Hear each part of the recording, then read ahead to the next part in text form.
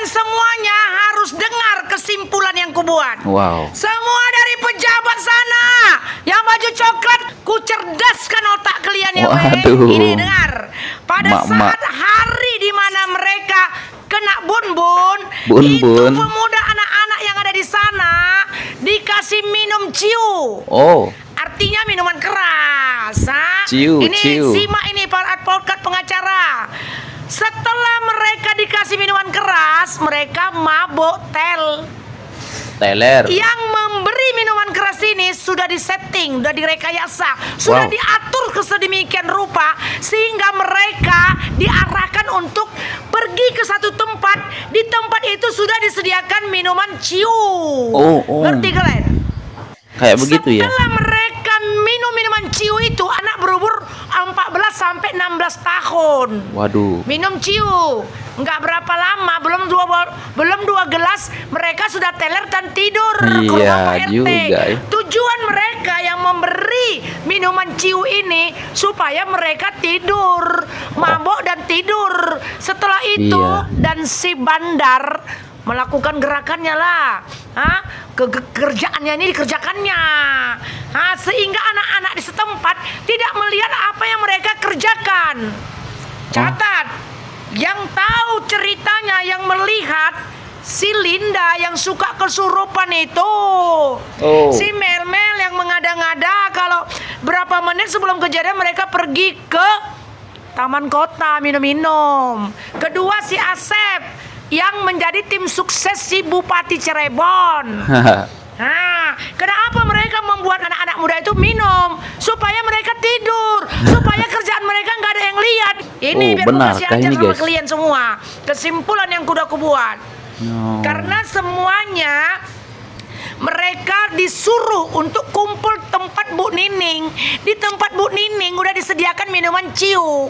Bayangkan kau semuanya, para pejabat, mak-mak dan semua kalian lah yang pernah pecandu segala macam.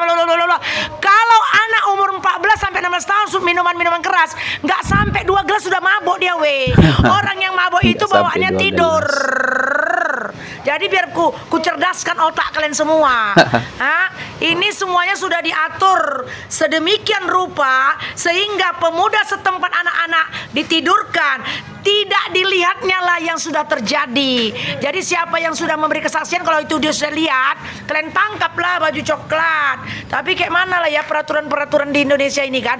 Hukum-hukum ini kebanyakan hukuman tulisan-tulisan buat dulu PK. Tapi syukur juga Deddy Mulyadi sama si Otto Hasibuan udah berkumpul bersama diskusi mau buat PK. Sini aja Pak, nggak usah ke langsung aja Bapak ke rumah si Joko Widodo, presiden sekarang yang mau habis masa kerjanya. Kalau nggak dibukakan pintunya Pak Deddy dan Pak Otto, kalian gedor aja. Kalian panggil aku. Kalau nggak Litsio Sigit. Ini sudah menjadi urusan Kapolri. Semua masyarakat kau bodoh-bodohi, kau tokoh-tokohi. Padahal masyarakat ini lebih pintarnya dari kau baju-baju coklat dan pembuat rekayasa dan semuanya yang bandar-bandar narkoba ya. Jangan pula kau take down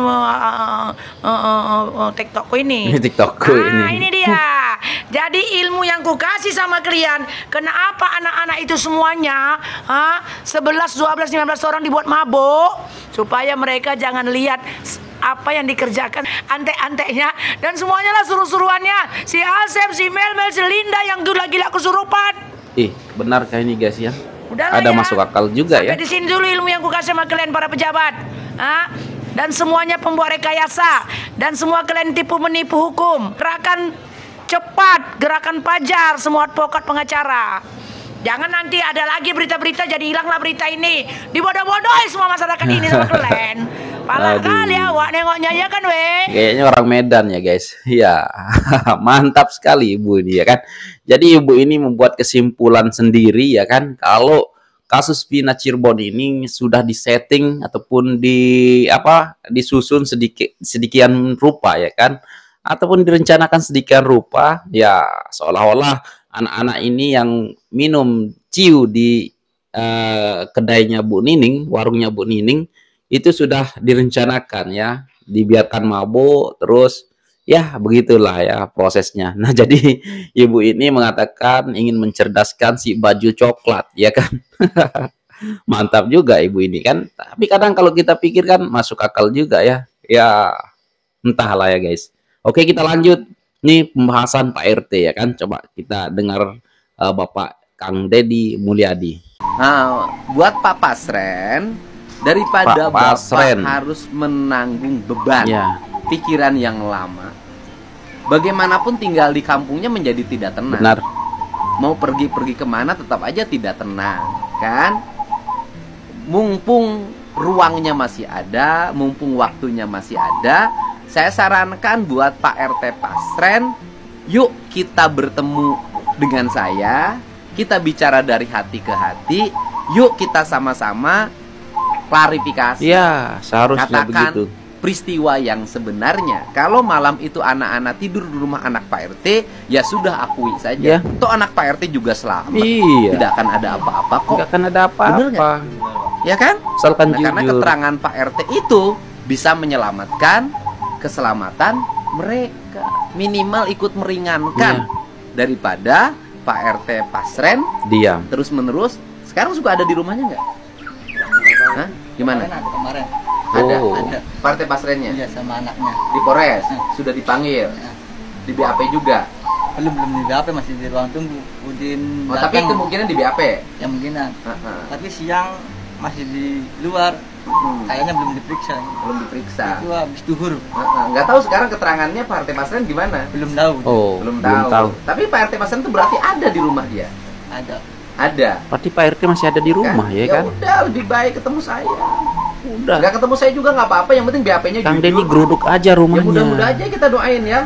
Pak RT Pasren BAP-nya jujur kan. Kita doain aja biar masalahnya selesai. Iya, moga-moga tapi jujur Masa kali orang ini mau dipidana mati ya. Ya, sama pidana seumur hidup ya kan. parah emang. Ada ya RT Pasren ya? Ada kemarin. Oh, ada ya? Ketemu ya? Ketemu di Polres. Masa nyalinya sama kelas sama anak kecil? Ya ini orang-orang yang Aku salut sudah sama diperiksa, anak-anak ini sudah ya kan. menyatakan yang sebenarnya. Semoga BAP ini semakin bisa membukakan tabir yang selama ini gelap menjadi terang. Gitu kan? Aku salut sama anak-anak ini. Katakan yang sebenarnya. Kalau kecelakaan tunggal, ya katakan kecelakaan tunggal. Kalau pembunuhan, ya siapa pembunuh yang sebenarnya. Itu Bu. Walaupun Benar. hukum sudah memponis mereka bersalah dan sudah inkrah, tapi hukum yang diponis itu menimbulkan keraguan banyak pihak. Termasuk Polda Jabar juga ragu karena di vonis itu sudah ada 2 orang pelaku yang dianulir padahal peran mereka vital mengangkut korban dari tempat kejadian pembunuhan dan pemerkosaan ke flyover. Itu ya. Ya semoga semakin terang. Mantap Kang Deddy. Ya.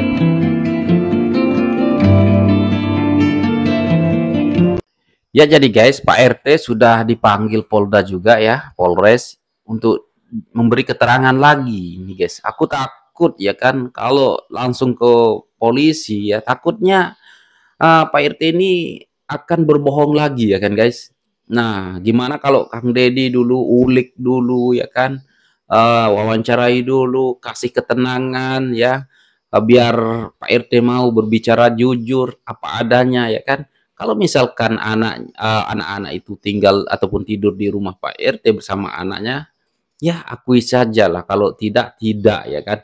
Tetapi aku takut kalau misalkan Pak RT ini pergi ke kantor polisi lagi untuk memberi keterangan, takutnya keterangan Pak RT palsu lagi. Waduh, waduh, parah ya. Aku harap Pak RT untuk kali ini ya bersaksi yang sejujur-jujurnya. Lagipun kalau bersaksi yang sejujur-jujurnya ataupun beri keterangan yang jujur, anak Pak RT nggak akan apa-apa juga ya kan. Kalau nggak pernah berbuat ya pasti tidak akan dihukum. Nah nanti kalau Pak RT dengan anak-anaknya tetap memberikan keterangan palsu dan nanti di pengadilan terbukti Pak RT memberi keterangan palsu, takutnya Pak RT kena ya pidana juga ya kan. Baiknya Pak RT kita doakan aja lah biar Pak RT semoga saja lah ya kan kali ini memberikan keterangan yang sejujur-jujurnya ke pihak kepolisian. 8 terpidana dan 1 yang tertangkap Peggy itu adalah dari anggota mereka, itu bukan, nggak ada.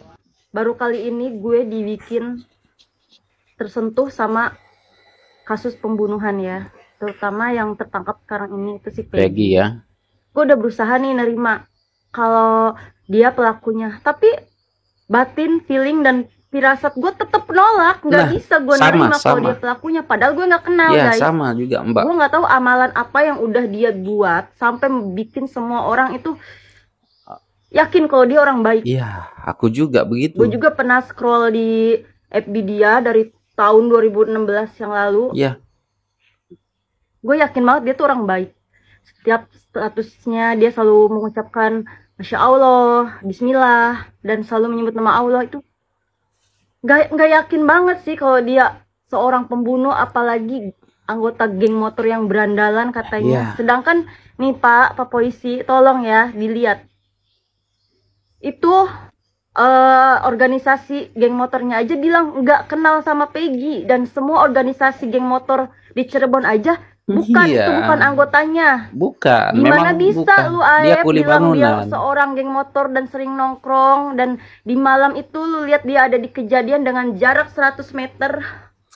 Aep memang pembohong. Mata kamu sungguh normal. Atau mata ikan, atau Liga Akbar mata aja batin udah pakainya. terbuka ya kan. Heran deh gue. Tinggal Aep dan Pak RT. Coba deh Pak polisi diselidiki lagi ya, kasihan. Kalau Bapak nggak mendengarkan saksi dan suara rakyat kecil, orang kecil, hukum mana yang bisa kita percaya, Pak? Iya, benar. Setuju. Saksinya udah banyak. Bukti kuatnya tuh satu aja. Bukti kuatnya tuh apa yang bisa menerangkan si Egy itu seorang pelakunya, si Peggy ya, bukan Egy. Terus dilihat dari ciri-ciri aja, dari umur. Terus selisih 3 tahun. Rambut keriting, dia rambutnya nggak keriting. Terus dari yang sering lewat seliweran, katanya si Egy yang geng motor itu kupingnya nih bolong. Saya juga ada piercing loh. Piercing yang sekecil ini aja nggak bisa rapat kalau udah lama, apalagi yang punya bolong segede gaban itu susah buat ngerapetinnya. Sedangkan si Peggy nggak ada bolong-bolong kayak gini. Mukanya polos ya kan. Saya emang bisa bayangin kalau itu terjadi di keluarga saya, apalagi misalnya kena fitnahan yang sampai dia ditangkap dengan hal yang nggak pernah dia lakuin. Pasti sakit banget. Benar. Kalau memang dia terbukti bersalah dengan bukti yang kuat, ya nggak apa-apa ya kan. Apa? Kalau ada bukti. Ya bukti kuat aja, kita ikhlas gitu, silahkan ditangkap dihukum. Tapi bukti kuatnya apa? Bukti kuatnya itu loh ya guys. Kenapa nggak? Dan si saksi Aep ini kenapa nggak muncul dulu? Pas awal-awal lu bilang aja, mana mukanya, tunjuk-tunjukin. Kenapa baru 8 tahun yang lalu muncul? Tiba-tiba. Nah, andai saya orang kaya ya, uangnya banyak, saya bantu deh si Peggy. Kasian banget, apalagi lihat ibunya yang selalu nangis-nangis. Sampai itu saudaranya juga, itu seorang cowok loh, tapi dia nangis bener-bener dari hati banget nangisnya. Ya benar juga ya guys. Ya kadang-kadang bukti apa yang sebenarnya Peggy ini yang betul-betul kuat sehingga Peggy Setiawan dijadikan tersangka. Ya bukti ijazah, KTP ya emang benar namanya Peggy. Dan cuma kesalahannya Peggy menurut saya, yang menurut polisi ya kan, yaitu ketika di Bandung ganti namanya menjadi Robi, yaitu kan nama samaran ya. Nggak apa-apalah ya Pak, yang penting jangan ganti identitas ya kan. Waduh, aku pun nggak tahu lah ya. Benar juga kata Mbak kita ini ya kan, aku pernah juga ya menolak misalkan ataupun menerima. Coba oke, kita kosongkan hati kita. Oke, contohlah Peggy ini benar-benar pelakunya. Tetapi kok semakin kita menerima kalau Peggy ini benar-benar pelakunya, tapi menolak gitu ya. Hati kita menolak. Enggak, bukanlah keterangan daripada Ibnu, teman-temannya, ada bukti chat juga, messenger juga ya kan, kalau benar-benar Peggy ini ada di Bandung dan Bang Bondol ya kan, dan lain-lainnya ya teman-teman yang lain. juga mengatakan kalau Peggy ini lagi di Bandung, ya kan. Ya memang lah, mungkin ada nama samaran, itu kan bukan bukan ganti identitas, itu namanya nama samaran, nama gaul, ya kan. Kan Peggy juga pernah mengatakan, kenapa ganti nama menjadi Robby, itu nama gaul saya, kan. Kita pernah dengar juga sewaktu polisi mengadakan konferensi pers yang kemarin waktu ditangkap Peggy, ya kan. Nah, tetapi polisi, aku juga heran dengan polisi ya guys. Kemarin aku dengar konferensi lagi, ya kan. Polisi mengadakan konferensi lagi. Ternyata benar-benar polisi ini menganggap Peggy ini adalah pelaku yang ikut, ya, yang memperkaos dan ya sedemikian rupa kepada Vina dan Engki. Jadi polisi ini dapat bukti Facebook katanya, ya kan. Aduh, aku pun bingung ya guys. Tetapi di situ aku lihat komen orang sewaktu live ya malam tadi, ya kan. Sewaktu live polisi mengadakan konferensi lagi, ya kan. Tapi di situ banyak yang komen, wah, bebaskan Peggy, bebaskan Peggy, bebaskan Peggy. Waduh, aku pun nggak tahu lah. Coba polisi, ya kan, nih tekan Pak RT, ya. Kenapa? Aku pun heran juga ya, kenapa Bang Melmel dan Aep dikatakan ataupun dinyatakan bahwa kesaksiannya itu benar, padahal ini nih buktinya si Liga Akbar benar-benar tidak tahu kejadiannya, tetapi disuruh untuk ya menjadi saksi oleh bapaknya Eki, ya kan. Jadi dari situ saja sudah kita tahu, ya kan, kesaksian kesaksian daripada Liga Akbar dan siapa namanya Aep itu sama, ya kan, katanya melihat dilempari batu dan dikejar, sama persis seperti Aep. Nah, aku kok curiga ya guys, kalau dua-duanya ini memang udah disetting dari awal. Tetapi syukurlah, ya kan, kalau Liga Akbar berani jujur, berani terbuka, dan berani mengatakan yang sebenarnya, kalau dia tidak tahu apa-apa, dan kalau tentang BAP-nya dulu itu ya sudah ada dibuat gitu, ya kan, dia tidak tahu apa-apa. Waduh. Nah, dari situ aja kan udah polisi udah bisa tahu, ya kan, mana yang salah ataupun mana yang merekayasa. Kok polisi jadi on sekarang, ya? Bukan semua ya, tetapi ada mungkin pura-pura tidak tahu gitu, ya kan. Aku pun nggak tahu, ya kan. Oke lah guys, apa tanggapan kalian tentang pernyataan-pernyataan Mbak ini dari Kang Deddy, ya, soal PRT, dan pernyataan Mbak kita yang dari awal video dari Medan, ya kan. Apakah ini semuanya direkayasa dari awal, sengaja diberi minum ciu atau gimana? Kalian bisa berkomentar di bawah. Dan ya, sekian, terima kasih. Semoga saja lah, ya kan, Peggy dan teman-temannya yang lain kalau tidak bersalah cepat-cepat dibebaskan. Dan sekian, terima kasih. Assalamualaikum warahmatullahi wabarakatuh. Bye.